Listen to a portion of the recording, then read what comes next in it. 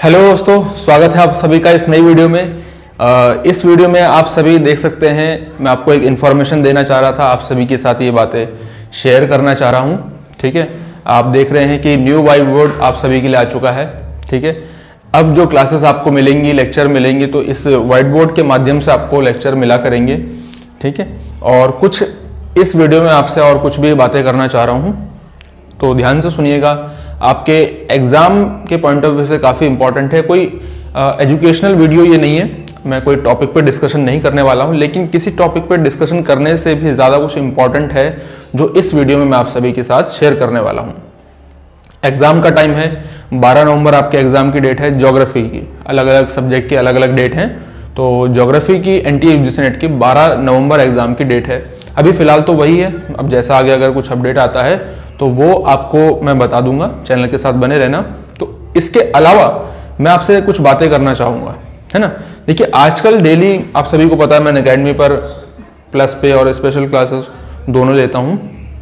Academy पर भी मैं पढ़ा रहा हूँ, तो डेली मुझे कोई ना कोई स्टूडेंट मैसेज करते हैं। 3-4 स्टूडेंट के डेली मुझे मैसेज आते हैं, हमेशा, कभी ज़्यादा भी होते हैं, कि सर अभी एग्ज़ाम नज़दीक आ रहा है, आपको डर लग रहा है, जिससे आप कह सकते हैं, देखो, एग्ज़ाम का फियर। ठीक है, हम सारी चीज़ें हमने जितना पढ़ा है अभी तक, उस सभी को आप क्या कर रहे हैं, उसे आप भूल रहे हैं, है ना। और आपको रिजल्ट की चिंता है, आपको नींद नहीं आ रही है। तो ये सारी कुछ प्रॉब्लम्स हैं जो जर्नल प्रॉब्लम्स होती हैं, ये सभी स्टूडेंट के साथ हो रही हैं। तो इस पर मैं बात करूंगा कि क्या इनका सोल्यूशन हो सकता है, ऐसा क्यों हो रहा है आपके साथ, और आप इससे अपने आप को कैसे छुटकारा दिला सकते हैं, इसका क्या सोल्यूशन हो सकता है। मैं अपने एक्सपीरियंस के बेस पर ये आपको सारी चीज़ें बताऊंगा, क्योंकि देखिए, कोई भी व्यक्ति है वो इस फेज से ज़रूर गुजरा है। अगर उसने अपने एग्ज़ाम प्रिपरेशन करी है, किसी एग्ज़ाम को दिया है, तो इस फेज से वो हर एक व्यक्ति गुजरा है। चाहे आज वो एजुकेटर हैं, चाहे वो कुछ भी कर रहे हैं, लेकिन वो इस फेज से ज़रूर गुजरे होंगे।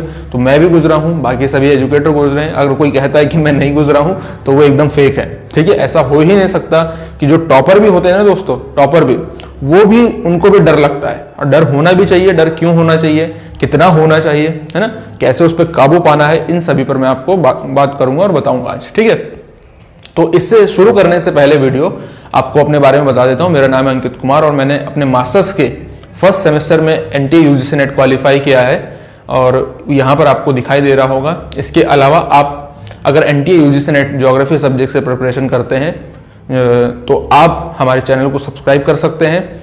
अगर आप चैनल को सब्सक्राइब करेंगे तो साथ ही साथ बेल आइकन को भी प्रेस कर दीजिए, ताकि आपको हमारे आने वाले वीडियो की नोटिफिकेशन टाइम टू टाइम मिलते रहे और आपसे कोई भी अपडेट मिस ना हो। ठीक है, इसके अलावा अभी हमारे चैनल पर एक गिव अवे चल रहा है, एक बुक का गिव अवे, जिसे जाकर के आप जीत सकते हैं। उस गिव अवे में आप कौन कौन सी बुक जीत सकते हैं, कैसे उसकी पूरी प्रोसेस है, क्या उसकी रिक्वायरमेंट है, उस सभी की पूरी जो डिटेल्स है, वो मैंने उस पर एक वीडियो बनाया हुआ है, जिसका लिंक आपको नीचे डिस्क्रिप्शन में मिल जाएगा, या फिर आपको यहाँ पर वो वीडियो दिखाई दे रही होगी, जिसमें आपको कंप्लीट इन्फॉर्मेशन है कैसे आप उस गिव अवे को जीतेंगे। तो आप जाकर के देखिए और उसके रिक्वायरमेंट को पूरा कीजिए और अपना आप बुक आराम से जीतिए। ठीक है, बहुत इंपॉर्टेंट बुक है जो मैं आपके लिए गिव अवे करने वाला हूँ। और इसके अलावा आप मुझे अकेडमी पर फॉलो कर सकते हैं। डेली हमारी कॉन्सेप्ट सीरीज की क्लासेस में कॉन्सेप्ट सीरीज की क्लासेस होती हैं, साथ ही डेली पीवाईक्यूज आप सभी जानते हैं कि कितने इंपॉर्टेंट होते हैं आपके एग्जाम के पॉइंट ऑफ व्यू से। सारी पढ़ाई लिखाई आपकी एक तरफ और आपके पीवाईक्यूज जो आपने प्रैक्टिस किए हैं वो एक तरफ। ठीक है, मोस्ट ऑफ देखो स्टूडेंट शुरुआत में यहीं पे गलती ये करते हैं कि वो सोचते हैं कि एग्जाम जो है, ठीक है, एग्जाम जो है वो क्या है, सिर्फ बुक्स रीडिंग का गेम है। आपने बुक्स रीड कर ली और आपका एग्जाम आराम से क्रैक हो जाएगा। तो सबसे बड़ी मिस्टेक तो यही होती है। एग्जाम केवल बुक्स पढ़ने का गेम नहीं है, पहले बात तो आपको ये समझना है ना। देखो, अगर एग्जाम बुक पढ़ के निकलने वाला होता तो सभी स्टूडेंट बुक पढ़ते हैं, सभी दिन रात मेहनत करते हैं, तो सबका आराम से एग्जाम क्रैक हो जाता। तो सबका क्यों नहीं निकलता है? सबका देखो इसलिए नहीं निकलता है क्योंकि इसका एक दूसरा एस्पेक्ट भी है, वो है आपको प्रैक्टिस। दूसरा क्या एस्पेक्ट है इसका? प्रैक्टिस। ठीक है, ये प्रैक्टिस अगर आप नहीं करोगे तो आप एग्जाम में अच्छे से अच्छा परफॉर्म नहीं कर सकते हो। ठीक है, इस बात को मैं आपको एक उदाहरण देके समझाता हूं, ध्यान से सुनिएगा। हम इसको उदाहरण को समझते हैं, आप खाना बनाने से समझते हैं हम इसको। इस एग्जाम्पल को मैं पहले भी दे चुका हूं, तो आप उससे समझ गए होंगे, है ना। देखिए, मान लीजिए आप खाना बनाते हैं, किचन में है, ठीक है, आप बाहर रहते हैं या फिर कुछ भी, या फिर आप समझ लीजिए ऐसा कि अगर मैं आज आपको अचानक से खाना बनाने की पूरी सामग्री दे दूं, जितने कोई एक सब्जी आपको बनानी है और मैं आपको कहूं कि लो सब्जी बनाओ, और सब्जी एकदम बेहतर बननी चाहिए, टेस्टी एकदम, है ना, जैसे कि मम्मी बनाती हैं वैसी सब्जी बननी चाहिए, तो सारा सामान आपके पास है, लेकिन फिर भी क्या आप पहले दिन में वैसी सब्जी बना पाएंगे जैसे मम्मी बनाती हैं?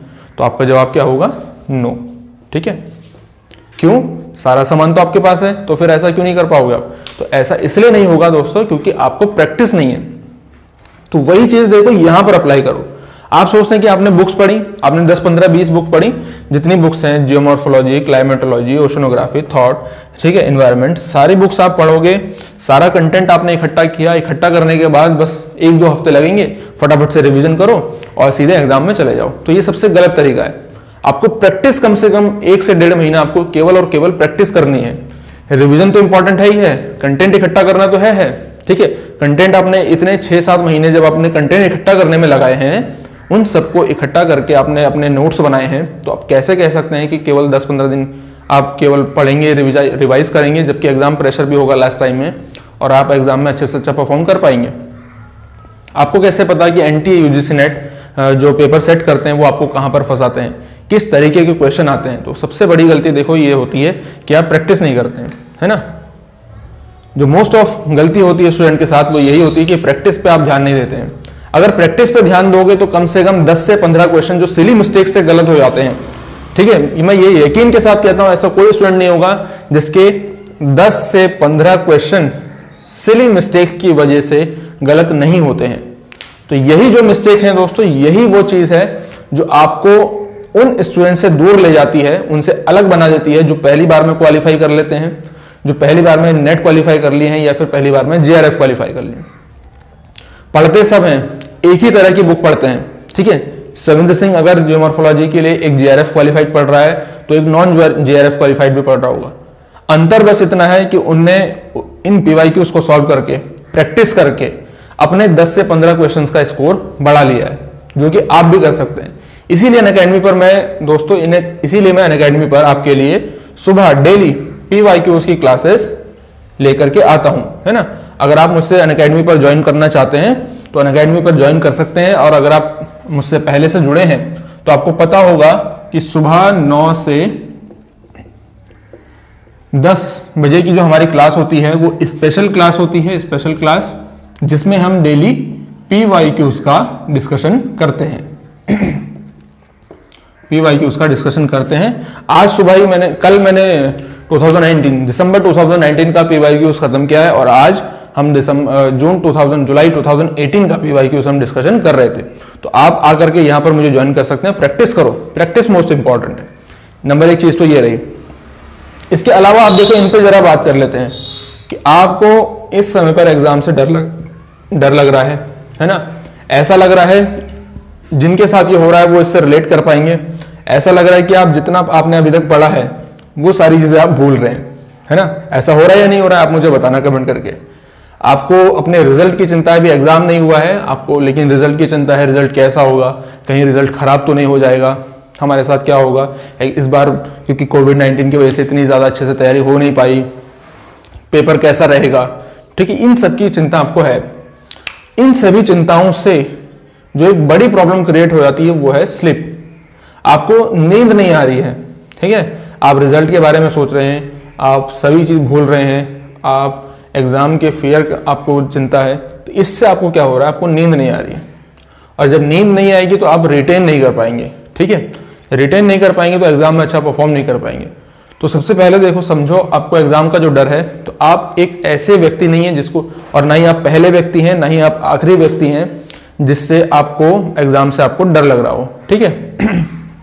जो कि आपको एग्जाम से डर लग रहा हो, आप ऐसे आखिरी नहीं है ना ही आप पहले हैं। सबसे पहली चीज ऐसा सबके साथ होता है। जिस किसी ने भी फॉर्म भरा है उससे बात करके देखिए कि क्या आपको डर लग रहा है, तो वो कहेंगे हाँ बिल्कुल हमें डर लग रहा है। क्यों लग रहा है? क्योंकि आपको अपने भविष्य की चिंता है। देखो, डर किसको नहीं लगता है? डर उसे नहीं लगता है, आप एक जो घूमते हैं ना, घूमते रहते हैं, जिनको कोई प्रॉब्लम चिंता नहीं है अपने भविष्य की, तो उन्हें कभी अपने एग्जाम में डर नहीं लगता है, अपनी जिंदगी में कभी किसी काम से डर नहीं लगता है ना, उन्हें किसी चीज की चिंता ही नहीं है।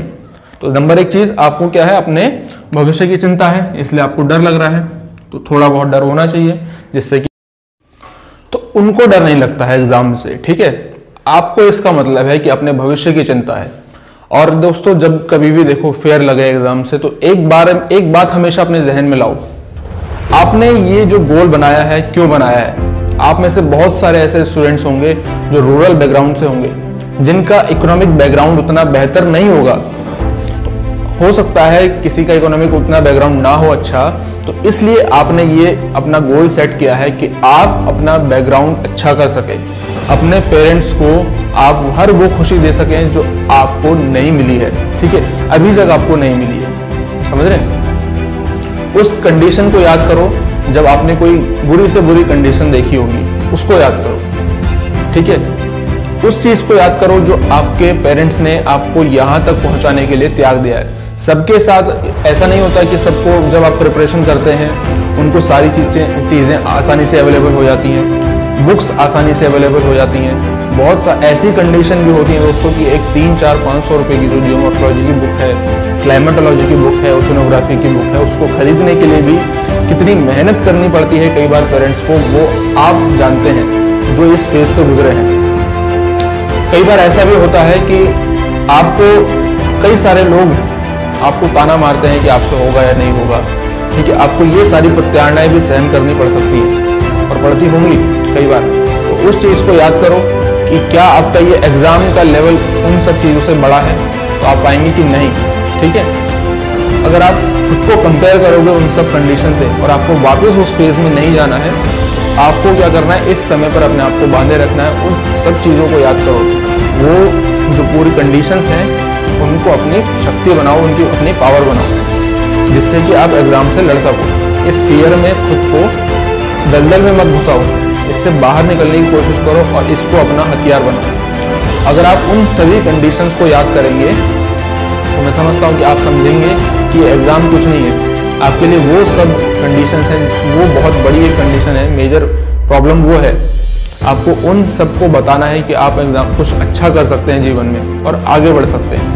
जो ऐसे जो क्रिटिसाइज आपको करते हैं, एक पॉजिटिव क्रिटिसाइज करना अच्छी बात है, लेकिन जो एक नेगेटिवली एक उपहास उड़ाना जिसको कहते हैं ना, कि आप नहीं कर पाओगे, देखो ये करेंगे, ये ऐसी वैसी जो बातें होती हैं, उन सबको आप बताओ कि आप कर सकते हैं और आप बेहतर परफॉर्म कर सकते हैं, क्योंकि आपने खुद पे काम किया है। किसी को दूसरे को कुछ बोलने की आवश्यकता ही नहीं है। जब आपका काम होगा तो आपका काम बोलेगा, और जो बाकी सब बोलने वाले हैं उनका मुंह अपने आप बंद हो जाएगा। फिर वो बाद में आपको कहेंगे कि आप उनके जो बच्चे हैं छोटे, उनको कुछ समझाओ, उनको कुछ बताओ।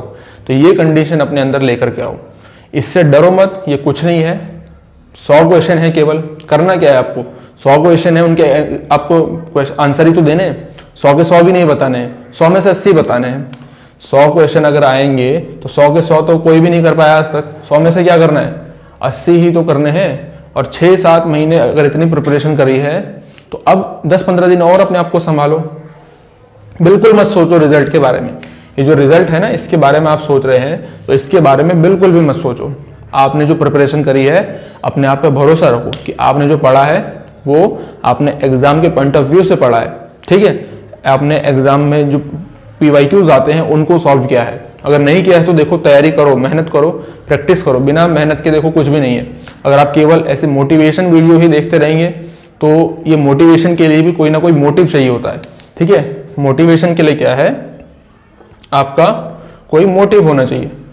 अगर ये मोटिव ही नहीं है आपका, तो फिर मोटिवेशन 5-6 मिनट रहेगा आपका वीडियो देखने के बाद, और फिर से वही कंडीशन आ जाएगी। तो सबसे पहली भी बात, आपका मोटिव सबसे ज़्यादा स्ट्रांग होना चाहिए। जितना आपका मोटिवेशन स्ट्रांग है, कोई दुनिया की ताकत नहीं जो आपका मोटिव उसको हिला दे, जो आपको आपके एग्जाम तक ना पहुंचाए, ठीक है। तो जितना आपका मोटिव स्ट्रांग है, आपको कभी किसी मोटिवेशनल वीडियो की जरूरत नहीं पड़ेगी। किसी से आपको नहीं पूछना पड़ेगा कि आपको डर लग रहा है, किसी से आपको नहीं पूछना पड़ेगा कि रिजल्ट में कट ऑफ क्या रहने वाली है, किसी से आपको नहीं पूछना पड़ेगा कि मुझे नींद नहीं आ रही है, मैं क्या करूं, ठीक है। तो नींद भी आएगी, सारी चीजें अच्छी होंगी। बस अपने आप पे भरोसा रखो। अपने जो आपने इतने महीने तैयारी करी है, 6-7-8 महीने, उस पर भरोसा रखो और प्रैक्टिस करो। इस समय पर प्रैक्टिस और रिवीजन, देखो 2 इंपॉर्टेंट बातें हैं इस समय पर। एक तो मैंने जैसा कि कहा आपको प्रैक्टिस, दूसरा आपका रिवीजन, ये 2 काम आपके सबसे ज्यादा जरूरी हैं। कुछ भी नया पढ़ने की आवश्यकता नहीं है, ठीक है। कुछ भी अगर नया पढ़ोगे इस समय पर, तो अगर आप नेक्स्ट सेशन के लिए कर रहे हो तो आप नया पढ़ सकते हैं, लेकिन अगर आपका टारगेट यही सेशन है तो आप क्या करें, केवल और केवल प्रैक्टिस और रिवीजन। प्रैक्टिस भी मैं करवा रहा हूँ, रिवीजन में भी करवा रहा हूँ। अनअकैडमी पर प्लस पर रिवीजन कर रहे हैं और स्पेशल क्लास में हम प्रैक्टिस कर रहे हैं। दोनों आप वहां पे आकर के ज्वाइन कर सकते हैं, ठीक है। और इस समय पर देखो, जितना आप प्रैक्टिस कर रहे हो, जितना आप रिवीजन कर रहे हो, तीसरी चीज इसके इक्विवेलेंट है बिल्कुल, वो है क्या, वो है एक अच्छी नींद, ठीक है। अगर आप देखो इस समय पर 10-10, 12-12, 15-15 घंटे पढ़ रहे हो तो मत करो ऐसा। अभी तक आपने जो अपना टारगेट बनाया था, अभी जो आपकी स्ट्रेटेजी थी, आप 6, 7, 5 घंटे जो भी पढ़ते हैं, और मैं तो कहता हूं कि 2 घंटा देखो एक पेपर 2, 1 घंटा पेपर 1 को दे दो, बहुत एंटी यूजीसी नेट के लिए इससे ज्यादा पढ़ना ही नहीं है।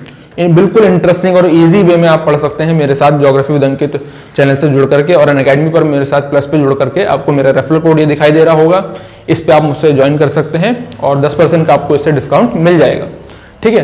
बिल्कुल ईजी और इंटरेस्टिंग वे में हम करेंगे, आपको कुछ भी बर्डन लेने की आवश्यकता नहीं है। तो देखो इस समय पर 10 से 12, 15 घंटे पढ़ना बंद करो। रात में सोने के लिए होती है। अगर कुछ ऐसे व्यक्ति हैं जिनको रात में पढ़ने की आदत है, तो ऐसा नहीं कि केवल रात में भी पढ़ रहे हो, दिन में भी पढ़ रहे हो, ऐसा मत करो। अपने इस समय पर स्वास्थ्य का ख्याल रखो। आपका 6, 7, 8 महीने, 1 साल से की गई तैयारी सब वेस्ट हो जाएगा अगर आप उस समय पर, उस दिन अपने स्वास्थ्य के साथ, आपका स्वास्थ्य ने आपका साथ नहीं दिया। मान लीजिए उसी दिन आपकी तबीयत खराब हो गई, तब क्या करोगे? पूरा जो 1 साल की मेहनत है वो तो गई पानी में, है ना। तो इस समय पर इसलिए आपको एक अच्छी नींद क्यों? क्योंकि आप रिटेन कर पाओ। क्योंकि माइंड जब रिलैक्स नहीं होगा तो आप फिर आपके दिमाग में कैसे करके वो सारी चीजें रहेंगी, वो सारी चीजें धीरे धीरे करके अपना निकलना ही शुरू होंगी। और ऐसा नहीं होता है कि देखो सारी चीज आपके दिमाग से निकल रही है, वो एक सिर्फ एक भ्रम है आपका, ठीक है। दिमाग का एक भ्रम है, एक डर है। वो क्या होता है कि आप देखो, जब आप पहले क्वेश्चन सॉल्व करते थे, आप मुझे बताओ कि शुरुआत में जब आप जितने क्वेश्चन सॉल्व कर पाते थे, क्या आज भी उतने ही सॉल्व कर पाते हो? तो आपका जवाब होगा नहीं। पहले आप अगर 100 क्वेश्चन देखो पेपर 2 में अगर आते हैं, तो 100 में से आप केवल कर पाते होंगे 40, 50, इस तरीके के आप क्वेश्चन कर पाते होंगे, है ना, इस नंबर में। लेकिन क्या आज भी इतने ही कर पाते हो? तो आपका जवाब होगा नहीं। आपका इस समय पर जो नंबर है वो इंक्रीज हो गया होगा। आप कितना चले जाते होंगे? आप 60, 70, कोई तो 80 भी चले जाते होंगे, है ना। इतने आप क्वेश्चन सॉल्व कर देते हैं। इसका क्या मतलब है कि आप भूल रहे हैं चीजें।